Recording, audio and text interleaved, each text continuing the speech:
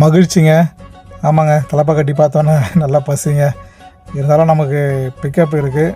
இந்த சென்னை டிராஃபிக்கில் உங்களுக்கு தான் தெரியுங்கள, டிராஃபிக்கில் மாட்டினா முடியாதுங்க. அதனால் நான் போகிற வழியில் தான் சாப்பிட்டுக்கலாம் சொல்லிவிட்டு கிளம்பிட்டேங்க.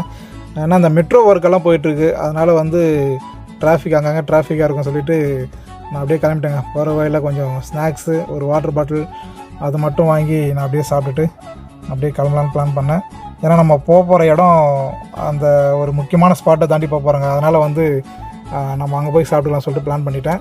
ஆமாங்க, அந்த முக்கியமான ஸ்பாட்டு வந்து இதுதாங்க, பட்டினப்பாக்கம்.